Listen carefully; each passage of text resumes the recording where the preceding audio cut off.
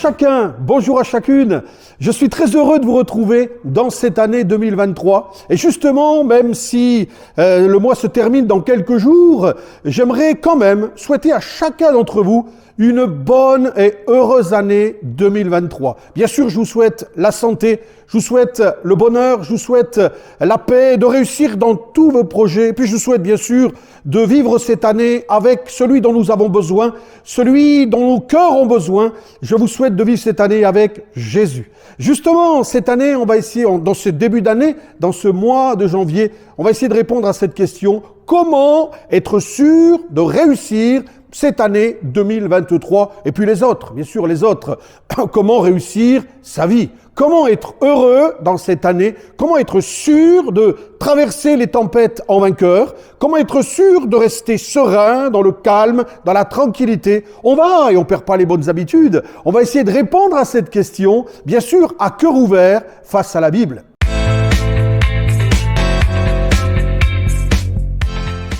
Comment réussir cette année 2023? Comment la traverser en toute sérénité? Comment être convaincu d'avoir chaque jour la paix, la tranquillité et aussi la joie? C'est la question à laquelle j'aimerais répondre. Voyez-vous, bien des gens se posent cette question. Quand on arrive à la fin d'une année, eh bien on fait la fête, on se réjouit, on termine une année, on en commence une autre. Et puis quand l'année est commencée, alors beaucoup se posent cette question. Comment être heureux? Comment avoir la certitude que nous pourrons faire face à tous les problèmes? Et puis, on se pose aussi la question, qu'est-ce qui m'attend? C'est pour cela que janvier, février, même mars, c'est le temps des voyants, c'est le temps des médiums. Beaucoup vont voir ces gens-là pour essayer de se rassurer, d'avoir quelques indications concernant l'année qui arrive. Est-ce que je vais réussir? Est-ce que mon mariage va tenir? Est-ce que mon travail va tenir? Est-ce que je n'aurai pas de soucis avec ma santé, avec mes enfants? Alors on va voir les voyants, on va voir les médiums. Moi j'aimerais vous donner la réponse. Oui, ou plutôt la parole de Dieu. Voyez-vous, si vous voulez réussir, et je pose la question, voulez-vous réussir cette année 2023? Voulez-vous être heureux? Eh bien, si vous voulez être sûr de connaître le bonheur, si vous voulez être sûr d'avoir toujours dans votre cœur une paix intérieure, une sérénité, quelles que soient les situations, alors j'aimerais simplement laisser sur votre cœur une parole de Dieu. Cette parole de Dieu, c'est mon souhait pour chacun d'entre vous cette année. Mais plus que mon souhait, c'est aussi le seul moyen d'être sûr de réussir cette année 2023 et puis les autres. Je pense pas qu'à 2023 et puis aussi les autres. Ce texte, c'est dans l'Évangile. Et vous savez que l'Évangile veut dire bonne nouvelle. Alors ce soir, waouh, j'aimerais laisser sur votre cœur une bonne nouvelle. Dans l'Évangile, selon Luc, au chapitre 8, il y a ce verset 22 que j'aimerais laisser sur ton cœur, mon ami. Que tu puisses t'y arrêter avec moi quelques instants et réfléchir, afin que, oui, tu sois heureux cette année. C'est vraiment mon désir. Moi, je suis pas là pour que vous soyez membre d'une église. Pas du tout. Je suis pas là pour que vous entriez dans une association cultuelle. Pas du tout. Ça ne m'intéresse pas, cela. Je suis là parce que la bonne nouvelle que j'ai reçue dans mon cœur, j'aimerais la partager avec vous ce soir. Le bonheur qui est le mien, la paix qui est la mienne, la sérénité qui est la mienne, j'aimerais que ces choses viennent dans votre cœur, que vous puissiez être heureux comme nous les chrétiens, nous sommes heureux. Dans cet évangile de Luc au chapitre 8 et au verset 22, il est cette phrase qui a touché mon cœur et que j'aimerais laisser sur le vôtre. Il est écrit un jour, Jésus monta dans une barque avec ses disciples. Oui, c'est tout. Un jour, Jésus monta dans une barque avec ses disciples. Voilà le souhait qui est le mien pour chacun d'entre vous ce soir. Mais voilà aussi le seul moyen d'avoir la certitude de réussir cette année et puis de réussir les autres. Quel que soit ce qui vous attend, quels que soient les problèmes auxquels vous devrez faire face. L'important, c'est de laisser Jésus monter dans votre barque. Un jour, Jésus monta dans une barque avec ses disciples. Eh bien, c'est le secret du bonheur, mes amis. C'est là la certitude d'avoir une vie heureuse. C'est ce dont vous avez besoin ce soir, de laisser Jésus monter dans votre barque. Et vous l'avez compris, votre barque, c'est votre cœur. Votre barque, c'est votre maison. Et ce dont vous avez besoin ce soir, ce dont vous avez besoin pour rentrer dans cette année 2023 et puis dans les autres, c'est de laisser Jésus entrer dans votre cœur. De laisser Jésus devenir le maître de votre vie. C'est là la seule chose dont vous avez besoin. C'est sûr, c'est la seule chose dont vous avez besoin, d'avoir une rencontre personnelle avec Jésus, le Fils de Dieu. De le laisser venir en vous, de prendre soin de vous, de diriger votre vie, de contrôler votre vie. Et quand Jésus est là, la paix est là. Quand Jésus est là, la joie est là. Quand Jésus est là, mais quels que soient les problèmes, il y a toujours la solution, parce que Jésus est la solution à tous les problèmes. Et c'est ce qui vous manque. C'est ce qui te manque. Et c'est ce qui manque à l'être humain, c'est ce qui manque aux hommes aujourd'hui, à notre société. Il manque Jésus. On peut tout avoir. On peut avoir l'argent. On peut avoir la santé, et je vous l'ai souhaité tout à l'heure, et je vous souhaite la santé. On peut avoir le succès, on peut avoir la beauté. On peut avoir la connaissance de plein de choses. Il manquera toujours quelque chose à l'être humain. Je le disais l'autre jour à l'église, l'être humain ressemble à une magnifique voiture, toute neuve, voiture de sport, la plus belle que vous pouvez imaginer. Et vous vous approchez de l'extérieur, elle est magnifique cette voiture. Elle brille, elle reluit. Quand on rentre à l'intérieur, ça sent le neuf. Tout est neuf dans cette voiture. Des sièges en cuir, enfin. Je vous laisse rêver de cette voiture. Et puis quand vous tournez la clé, on attend que le moteur démarre et qu'elle puisse nous emmener très loin. On a besoin de la puissance pour pousser cette voiture. Mais lorsque vous tournez le moteur, il n'y a rien. Alors vous allez lever le capot et vous apercevez qu'il y a une voiture mais il n'y a pas de moteur. Ah oui, vous avez une voiture mais vous n'avez pas de moteur. Eh bien voilà, à quoi ressemble l'homme aujourd'hui? Une voiture sans moteur. De l'extérieur, bien des vies, bien des cœurs, on a l'impression qu'ils sont heureux. On a l'impression qu'ils ont tout pour être heureux. Mais de l'extérieur, seulement de l'extérieur. Quand on s'approche et quand on lève le capot, il n'y a pas de moteur. Et le moteur dont ta vie a besoin, le moteur dont nos vies ont besoin, c'est Jésus. C'est la présence de Dieu qui nous est donnée par Jésus. Je pensais à cet acteur connu qui nous a tant fait rêver, rire. Quelqu'un qui était envié, qui avait la gloire, qui avait l'argent, claquait des mains et on le servait. Et quelle tristesse lorsqu'un jour j'ai appris qu'un matin il s'est pendu. C'est cet acteur Robin Williams, il y a quelques années, pas si longtemps d'ailleurs. Quand on regardait de l'extérieur, il avait tout pour être heureux. Il était mondialement connu. Il avait tout. Une famille près de lui, il avait tout. De l'argent, à ne plus savoir quoi en faire. Il avait tout, mais il lui manquait l'essentiel. Il lui manquait le moteur pour aller plus loin, pour être épanoui. Le moteur qui pouvait le pousser dans les difficultés. Et il lui manquait la présence de Dieu. Il lui manquait la présence de Jésus dans sa vie, dans son cœur. Et combien d'êtres humains ressemblent à cet homme? De l'extérieur, peut-être que tu parais heureux.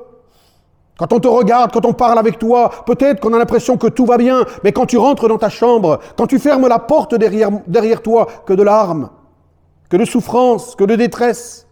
Tu as l'impression de ressembler à une voiture, oui, une voiture sans moteur. Tu ne peux pas avancer, tu n'arrives pas à faire face aux problèmes. Tu cherches le bonheur, tu t'inquiètes pour l'avenir, il te manque l'essentiel, la présence de Dieu dans ta vie. Un homme de Dieu a dit avant moi, dans le cœur de l'homme, il y a un vide. Ce vide a la forme de Dieu. Alors on peut y mettre ce que l'on veut, l'argent, le succès, la gloire, les plaisirs, les voyages, tout ce que vous voulez. Rien ne peut combler ce vide. Ce vide, c'est la présence de Dieu. Et si tu veux avoir l'assurance d'être heureux, d'avoir du vrai bonheur dans cette année 2023, qui pourtant est sombre, on ne sait pas trop ce qui s'approche, mais il y a des nuages sombres qui sont là, eh bien tu auras toujours la paix, parce que quand Jésus est là, il donne la paix dans notre cœur. Oui, tu as besoin de la présence de Dieu. Un jour, Jésus monta dans une barque avec ses disciples. Et ce dont tu as besoin, et je souhaite de tout mon cœur, c'est que Jésus rentre dans ton cœur, que Jésus monte dans ta barque, que Jésus devienne celui qui va diriger, contrôler ta vie. Alors tu seras véritablement heureux. Vous l'avez compris, je l'ai dit, la barque c'est notre vie, la barque c'est notre famille, la barque c'est notre cœur, là ce qui est intime. Vous avez remarqué, je parlais de la voiture, mais il faut lever un capot, un moteur ne se voit pas de l'extérieur. C'est caché. De la même manière, ton cœur, il est caché. Tu peux cacher tout ce qui ne va pas, mais Dieu le sait, Dieu le voit. Il voudrait rentrer dans ton cœur pour que tu puisses connaître le vrai bonheur. Et puis, il y a la mer. Il monta dans une barque et ils vont traverser un lac, une mer, qu'importe. La mer, dans la Bible, nous parle de la vie. Et nous avons commencé, nous avons lancé notre barque, on s'est souhaité bonne année, je ne sais pas où vous étiez, mais en famille, avec des amis, on s'est souhaité bonne année.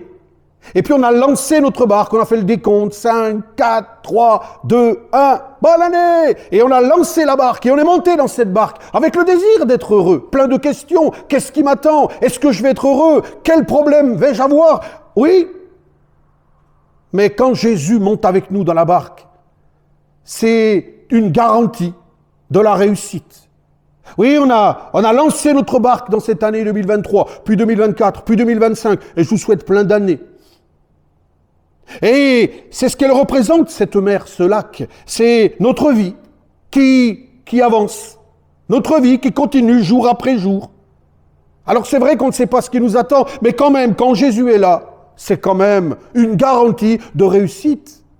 Quand Jésus est là, c'est une garantie d'arriver au bout du voyage. C'est la certitude d'avoir une puissance avec nous, parce que quand Jésus est là, tout est possible. Tout est possible. Il est celui qui apporte la paix dans les cœurs. Il est celui qui apporte la joie. Il est celui qui apporte le bonheur. Il est celui qui répond à tous les besoins de l'être humain. Il est celui qui nous secourt dans nos difficultés, qui sait ce qui va nous arriver. Et il est là pour nous éclairer, pour prendre soin de nous, pour nous encourager, pour nous fortifier. Il est tout puissant. Lisez les évangiles. Et vous verrez combien Jésus a fait de grands prodiges, de grands miracles. Et il est capable de le faire encore aujourd'hui. Oui. Un jour, Jésus monta dans la barque avec ses disciples. Alors, on n'a pas lu toute l'histoire, vous pourrez le faire dans Luc chapitre 8. Et vous verrez qu'ils sont partis. Et les difficultés, la tempête est arrivée. Parce que les difficultés, la tempête, vous y aurez droit cette année. Je ne peux pas vous dire autre chose. Nous y aurons tous droit. Connaîtrons des temps difficiles, c'est sûr. Connaîtrez peut-être la maladie. Peut-être certains connaîtront le deuil. Des problèmes d'argent. Des problèmes dans leur famille. Des soucis. Des difficultés de toutes sortes. Mais ça, c'est le lot de tout être humain. Et je dirais que Jésus soit dans la barque avec nous, ou qu'il ne le soit pas, les problèmes, les difficultés, les tempêtes, elles viendront quand même. C'est pas parce qu'on est chrétien qu'il n'y a pas de soucis, qu'il n'y a pas de problème, qu'il n'y a pas de maladie, qu'il n'y a pas de deuil. Ben vous lirez ce récit et vous verrez que Jésus est monté dans la barque, mais quelque temps plus tard, ça n'a pas empêché à la tempête de se lever et de frapper la barque. Et d'être sur le point même de s'enfoncer. Oui, c'est le lot des êtres humains. Je vous souhaite une bonne année, une heureuse année, mais je ne peux pas vous dire qu'elle sera sans problème, sans difficulté. Non, vous en aurez. C'est sûr et certain. Et malheureusement, quand je regarde les hommes autour de moi, eh bien je m'aperçois que lorsqu'ils sont face aux problèmes, aux tempêtes, les hommes n'arrivent pas à faire face. Ils coulent. Ils s'enfoncent. Ils n'arrivent pas à affronter les tempêtes. Ils n'arrivent pas à faire face aux tempêtes. Et surtout, ils n'arrivent pas à vaincre les tempêtes. Ils coulent. Les hommes coulent devant les problèmes et les difficultés. Et peut-être que ce soir, tu es en train de couler face au problème qui est le tien, face à ta maladie, face aux souffrances, face à toutes ces questions qui t'envahissent, face à ces problèmes dont tu n'as pas la solution. Tu es toi aussi en train de couler. Alors, pourquoi? Y a-t-il une réponse? Oui, j'ai la réponse. La Bible a la réponse. Bien sûr. Pourquoi les hommes coulent face aux problèmes? Pourquoi est-ce qu'ils n'arrivent pas à faire face? Et qu'il y a tant de suicides? On en parlait tout à l'heure. Qu'il y a tant de gens qui perdent la tête? Tant de gens qui sombrent dans l'alcool, dans la dépression. Pourquoi? Parce que, tout simplement, ils ne veulent pas de Jésus. Ils ne veulent pas de ce moteur puissant dans leur vie. Ils ne veulent pas de la présence de Dieu dans leur cœur. Ils ne veulent pas que Dieu règne sur leur vie. Et c'est à cause de cela qu'ils coulent. C'est leur drame, c'est le drame de l'être humain. Ils sont livrés à eux-mêmes. Les disciples dans la barque ont fait face à une tempête, certes, comme tous les autres, mais Jésus était là. Et mes amis, quand Jésus est là, il est capable de calmer les tempêtes. Quand Jésus est là, il est capable de dire stop aux tempêtes et d'apporter la paix et le calme. Les hommes sont livrés à eux-mêmes parce qu'ils ne veulent pas de Jésus.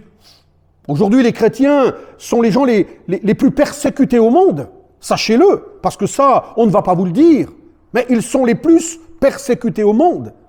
Chaque jour, des chrétiens meurent parce qu'ils ont mis leur foi en Jésus. On ne veut pas de Dieu, on ne veut pas de Jésus dans sa vie. C'est ce que la Bible appelle le péché. Et même si ça fait sourire, le mot péché, même si on ne veut pas l'employer, on ne veut plus employer le mot péché.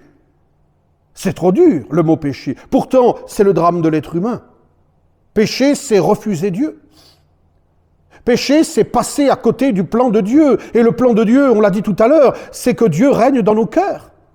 C'est que nous soyons en communion avec lui. C'est que Jésus monte dans notre barque. C'est ça le plan de Dieu. Mais nous ne l'avons pas voulu. Nous l'avons rejeté. Et c'est à cause de cela que l'homme n'arrive pas à faire face, qu'il est malheureux, qu'il est misérable et qu'il ira à la mort. Malheureusement, le salaire du péché, c'est la mort et la mort éternelle. C'est écrit dans la Bible, et je le crois. Les gens peuvent se moquer de Dieu, rejeter Dieu. Non seulement leur vie elle est fade, non seulement leur vie est triste, non seulement ils n'arrivent pas à surmonter les problèmes, ils laissent l'eau submerger leur vie, ils s'enfoncent comme ses disciples s'enfonçaient dans la barque, mais il n'y a personne pour calmer la tempête. Alors ils coulent. Combien de gens aujourd'hui coulent? Combien de gens aujourd'hui sont malheureux, misérables? Ils ont une vie misérable, mais la Bible dit qu'après la mort vient le jugement. Et ils seront condamnés à la mort éternelle parce qu'ils n'auront pas voulu de Dieu. C'est ce qui est écrit dans la Bible. Alors vous allez me dire, mais quoi faire? Comment faire? J'aimerais vous dire que Jésus est celui qui est en ses mains pour calmer les tempêtes. Vous lirez cette histoire dans Luc chapitre 8. Et vous verrez que la tempête s'est levée, qu'il soit avec Jésus ou pas avec Jésus, la tempête elle est là, elle se lève et elle se lèvera. Mais quand elle s'est levée, ils vont chercher Jésus. Sauve-nous, nous périssons. Et il a dit que Jésus s'est levé dans la barque, qui ballottait de droite et de gauche. Il a étendu ses mains et il va crier à la mer, « Silence, tais-toi !» Et le calme est venu. Et la mer s'est apaisée. Et le vent est tombé. Et ils ont été sauvés. Parce que Jésus était dans la barque. Il a étendu ses mains. Et il a dit, « Silence, tais-toi !» Et tu peux aujourd'hui connaître la paix dans ton cœur. Tu peux aujourd'hui connaître la joie dans ton âme. Tu peux retrouver l'assurance d'une vie heureuse. Tu peux être sûr de réussir ta vie et de vaincre toutes les difficultés qui se dresseront devant toi. Si tu laisses Jésus entrer dans ton cœur, si tu mets ta confiance en lui, si tu décides de croire en lui, la foi elle ne nous tombe pas dessus comme cela, mais décide de croire que Jésus t'aime, que Jésus s'intéresse à toi, que Jésus a des projets pour toi, que Jésus a une vie heureuse pour toi. Si tu le crois de tout ton cœur, alors tu ne seras plus livré à toi-même. Mais dans les soucis, dans les problèmes, chaque jour, tu pourras le prier. Il est celui qui étendra sa main et qui calmera la tempête.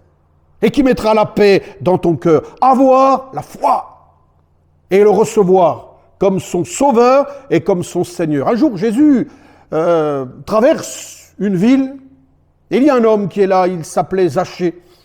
Un homme qui était malheureux. Un homme qui se questionnait beaucoup concernant l'avenir. Il avait perdu tous ses amis. Il était rejeté. On se moquait de lui. Un homme qui finalement avait réussi sa vie professionnelle. Il avait réussi dans bien des domaines, mais au fond de son cœur, il était sans moteur, comme cette voiture. Beau de l'extérieur, mais vide à l'intérieur. Et il avait entendu parler de Jésus. Alors il a voulu le voir. Mais la Bible nous donne ce détail, il était de petite taille. Et quand Jésus passait sur le chemin, il y avait toute une foule qui était là des deux côtés de la rue et il ne pouvait pas le voir. Il aurait aimé le voir, il ne pouvait pas, parce qu'il y avait des gens plus grands que lui. Alors il est dit qu'il est monté dans un arbre, dans un sycomore. Et là, caché, à l'abri de tout le monde, il était bien placé pour voir Jésus. Mais, mes amis, j'ai toujours été interpellé par cette histoire. Voir Jésus n'allait pas changer sa vie. Voir Jésus n'allait absolument rien changer à sa vie. Ce n'était pas de voir Jésus dont il avait besoin. C'était de le recevoir dans sa vie, d'avoir avec lui une rencontre personnelle, profonde, intime. Et d'ailleurs, Jésus, lorsqu'il passe sous cet arbre, il sait qu'il y a cet homme. Parce que Jésus sait toutes choses. Il te connaît, mon ami. connaît tes souffrances, tes peines, il voit tes larmes. Même si, devant les autres, on fait croire que tout va bien, Jésus sait, il sait tout. Alors il lève les yeux, il voit ce Zachée, et il dira Zachée, il l'appelle par son nom. Eh oui, Jésus te connaît par ton nom. Il sait qui tu es là. Moi, je ne sais pas qui regarde cette vidéo. Jésus le sait, lui. Et il connaît ton cœur. Zachée, qu'est-ce qu'il lui dit? Vous lirez. Il faut que je demeure aujourd'hui dans ta maison. Rappelez-vous, un jour, Jésus monta dans une barque avec ses disciples. Il faut que je demeure aujourd'hui dans ta maison. C'est le seul moyen pour toi d'être heureux. C'est le seul moyen de connaître le bonheur. Et Zachée est descendu de l'arbre. Il aurait pu dire non, j'en ai pas besoin. Il est descendu de l'arbre. Il a reçu Jésus dans sa maison. Et quand il en est sorti quelque temps plus tard, Jésus dira, aujourd'hui, le salut est entré dans cette maison. Et j'aimerais tellement que Jésus, le salut, entre dans ta maison. Qu'il puisse entrer dans ton cœur. Toi aussi, il te connaît. Comme il connaissait Zachée, connaît ta vie, tes problèmes. Et il te dit ce soir, bon enfant, descends de ton arbre de souffrance. Descends de ton arbre de peine. Et laisse-moi entrer dans ton cœur. Je vais changer ta vie. Je vais te donner la paix, la joie, le bonheur. Il faut aujourd'hui que je demeure dans ta maison. C'est ce que Jésus a fait. Et puis pour terminer, parce que le temps passe, Jésus, ce jour-là, a étendu les mains pour calmer une tempête. J'aimerais vous dire qu'un jour, Jésus va étendre ses mains, non plus pour calmer une tempête, pour quelques disciples qui sont avec lui, mais pour calmer la plus grande des tempêtes. Et la plus grande des tempêtes, c'est celle du péché, on en a parlé tout à l'heure. Parce que les hommes ont péché, ils sont condamnés à mort. Mais Dieu nous aime, Dieu t'aime. Et dans son amour, il nous a donné Jésus. Je vous l'ai dit à Noël, c'est le cadeau de Dieu. Jésus est venu sur la terre des hommes pour vivre sans péché, pour être à la gloire de Dieu dans sa vie. Il a été tenté comme nous en toutes choses, mais il n'a jamais péché. Et plus que cela, il a pris sur lui nos péchés, il a pris tes péchés, et il est mort à ta place, il est mort à notre place, il est mort à ma place. La Bible dit que le châtiment qui nous donne la paix est tombé sur lui. Il est mort pour calmer cette terrible tempête du péché. C'est ça, l'œuvre de Jésus-Christ. Dieu a tant aimé le monde qu'il a donné son Fils, afin que ceux qui croient en lui ne meurent point, mais qu'ils aient la vie éternelle. Jésus est venu, il a étendu ses mains, non plus dans une barque, pour quelques disciples, je me répète, il a étendu ses mains sur une croix. Et en étendant ses mains, il embrasse le monde entier. Par son sacrifice, par sa mort, il nous purifie, il nous pardonne, il nous permet de pouvoir nous réconcilier avec Dieu. Et surtout, si nous acceptons dans notre cœur, il nous lave et il entre en nous par son esprit. Il vient faire sa demeure en nous. Alors, vraiment mes amis, dans ce début d'année, alors, si vous le recevez comme votre sauveur, si vous croyez dans la parole de Dieu, la Bible dit que son sang vous lave et vous purifie de tout péché. Il lave notre cœur, il lave notre vase. Et ensuite, il vient faire sa demeure. Ouais. Un peu comme si on mettait un moteur dans cette voiture, un puissant moteur, car Jésus est tout puissant. Alors vous pouvez tourner la clé, boum, ça part. Il entre dans votre cœur. La Bible dit, je me tiens à la porte et je frappe. Si quelqu'un entend ma voix et ouvre, j'entrerai chez lui, je souperai avec lui et il réussira sa vie. En ce début d'année, mon ami, reçois-le dans ton cœur. Je ne sais pas où tu en es concernant les choses de Dieu. Peut-être que tu as été déçu par rapport à la foi, par rapport bien aux églises. Tu as peut-être été déçu dans ton cœur. J'aimerais te dire que Jésus t'aime. Lui, il n'est pas un homme. Il t'aime. Il est plus qu'un homme. Il est le Fils de l'homme, mais il est le Fils de Dieu. Il voudrait entrer dans ta vie.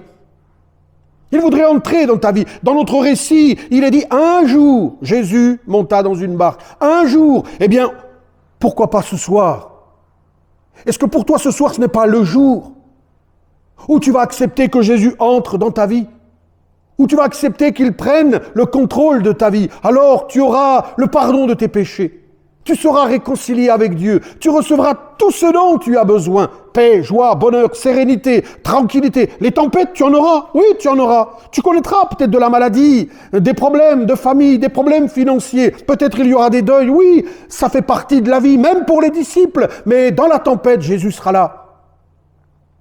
Il prendra soin de toi. il te protégera. Il n'a jamais dit qu'il n'y aurait pas de soucis, mais il a dit, voici, je suis avec vous tous les jours jusqu'à la fin du monde. Parce que ce Jésus qui est mort, il est ressuscité, il est vivant. Et ce soir, il t'appelle. Alors, si tu veux le bonheur, comme dit ce cantique, le vrai bonheur, laisse entrer Jésus dans ton cœur.